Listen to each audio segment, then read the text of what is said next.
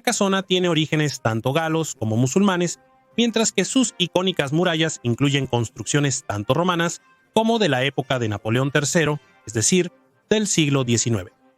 Entonces, esta frase, que parece una extraña mezcla digna de un diputado saliente en busca de votantes, en realidad se explica simplemente por la increíble historia de la ciudad que les propongo descubrir hoy. Históricamente, Carcasona tiene su origen en un oppidum galo construido en el siglo VI a.C. en la colina donde aún hoy se alza la majestuosa ciudad. Pero su historia está lejos de ser tranquila. El oppidum se ve regularmente envuelto en conflictos locales, lo que da lugar a la primera fortificación de la colina de Carcasona. Los romanos se apoderan de este oppidum galo en el año 118 a.C. La ciudad existía desde hacía siglos, pero el nombre aparece por escrito hasta ese momento. El oppidum galo se convierte progresivamente en una ciudad gala romana que lleva el nombre de Carcaso. Y sí, como ya lo entendieron, el nombre actual de la ciudad, Carcasona, proviene de este origen gala romano.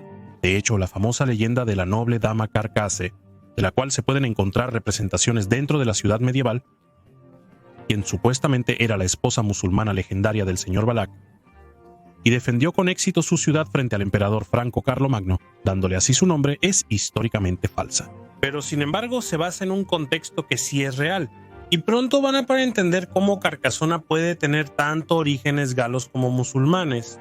No obstante, muchos eventos ocurrieron en la transición de la ciudad galo-romana a la ciudad musulmana. Carcasona debió tener peso económico para contar y hacerse un lugar en la historia del Imperio Romano.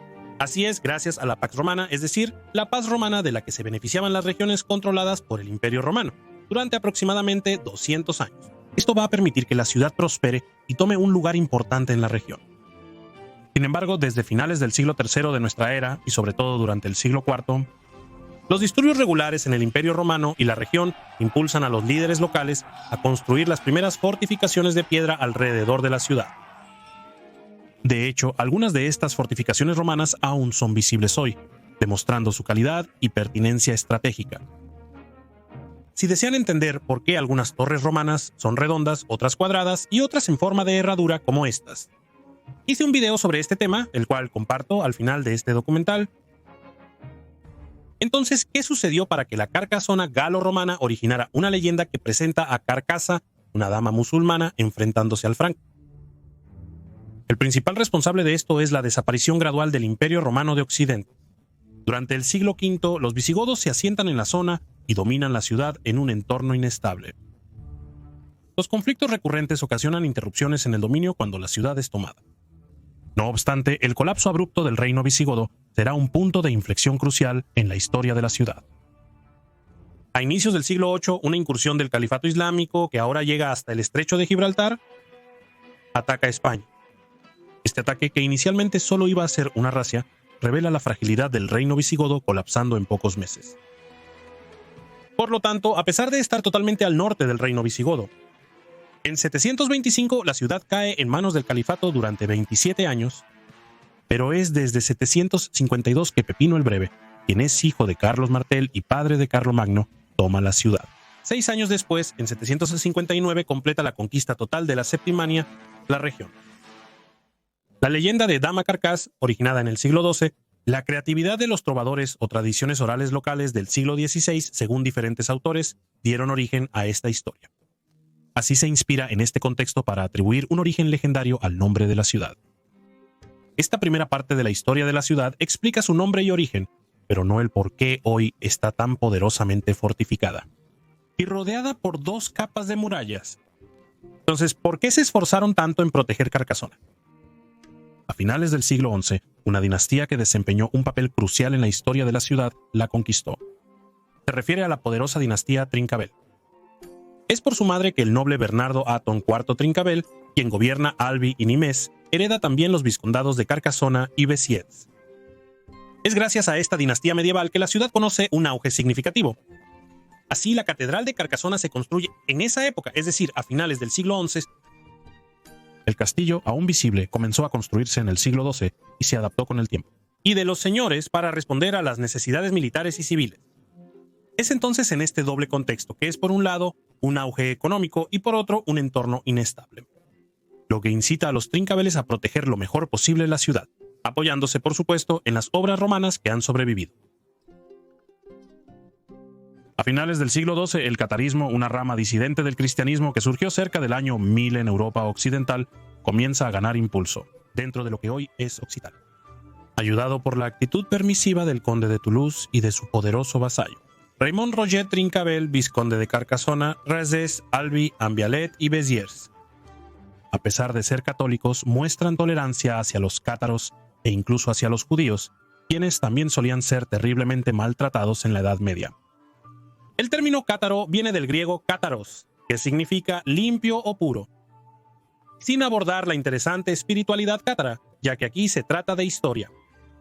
Los movimientos cátaros se inspiran en el cristianismo, pero presentan conceptos y nociones que difieren del culto católico, que era la rama dominante de la cristiandad en Occidente en esa época, y a la cabeza de la cual se encontraba el Papa. De hecho, la Iglesia no llegó a la región de manera brusca, sino de forma gradual. Hubo varios intentos de conciliación para encontrar una solución pacífica, así como intentos de reconvertir a los cátaros. Sin embargo, los señores locales toleraban más que apoyaban este enfoque, siendo de hecho bastante condescendientes con el movimiento cátaro. Por lo tanto, estos diversos esfuerzos de conciliación no produjeron resultados significativos. En 1208, el Papa Inocencio III convocó una cruzada contra los cátaros, considerando su movimiento como una herejía, así como contra los señores que los protegen o más bien los toleran, aunque sean católicos. Y es así como los señores del norte del Reino de Francia responden al llamado con entusiasmo, motivados tanto por razones religiosas como políticas y económicas, y forman un ejército considerable.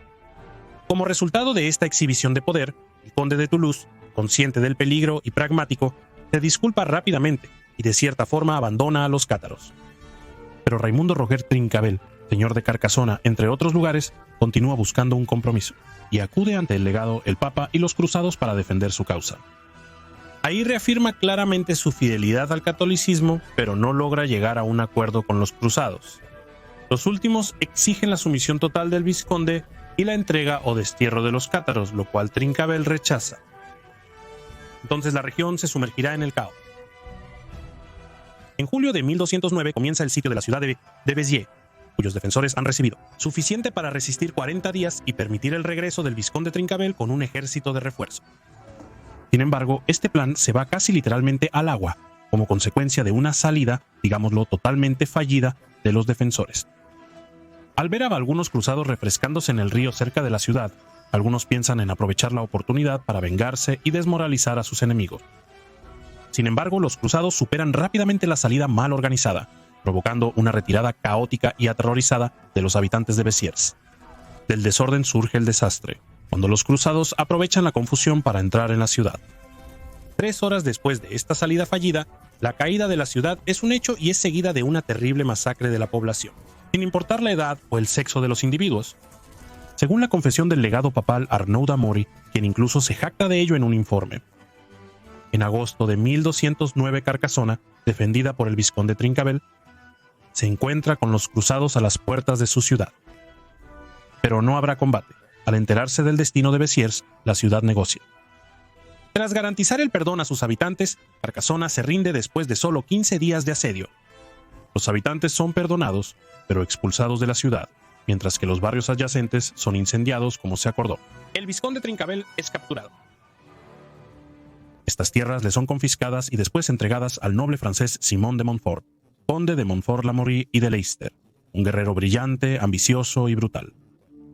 Sin embargo, Carcassona no encuentra la calma de inmediato. La cruzada y los disturbios en la región persisten por varios años más, causando estragos.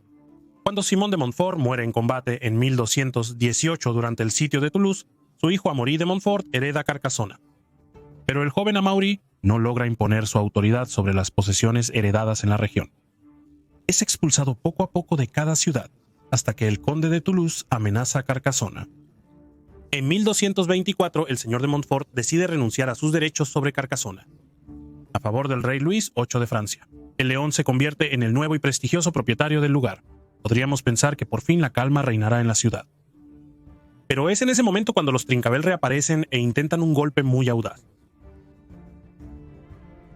Raimundo II Trincavel retoma el control efectivo de la ciudad con la ayuda del conde de Toulouse, aprovechando una transición ambigua y mal organizada entre Amaury de Montfort y las autoridades reales. Pero el regreso de los vizcondes históricos de la ciudad es breve. En 1226, el rey de Francia se involucra en la cruzada que continuaba, con el objetivo de someter definitivamente a la región, a pesar de haber tenido periodos de calma. Así es como Luis VIII, llamado el León, y después de él Luis IX, quien más tarde se convertirá en San Luis, se apoderan de Carcasona y refuerzan sus defensas. Por orden del rey de Francia San Luis, se construye la segunda muralla de la ciudad, probada en 1240 contra, adivinen quién. Efectivamente, Raimundo II Trincavel no planeaba rendirse. No obstante, las defensas apenas resisten y Raimundo Trincavel se ve forzado a renunciar por completo a sus títulos. Tengo buenas noticias para ustedes. Al igual que Carcasona, la ciudad finalmente puede respirar un poco.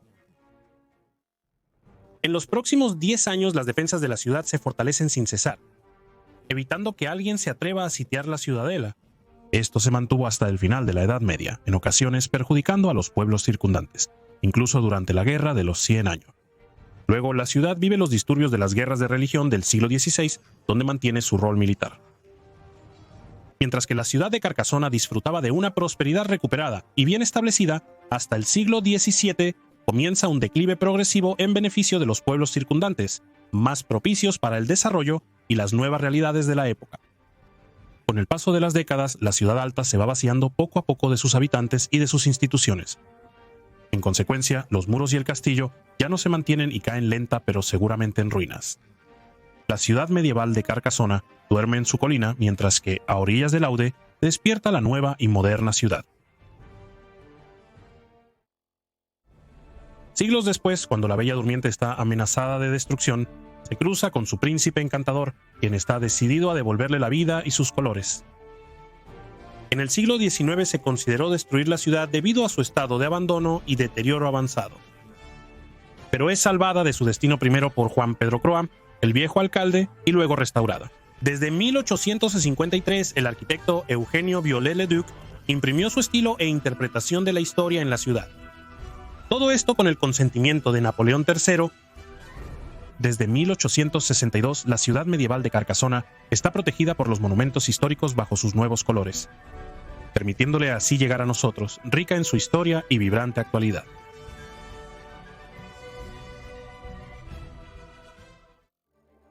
Gracias por seguir el canal. Ojalá esto les haya motivado a descubrir o redescubrir la ciudad.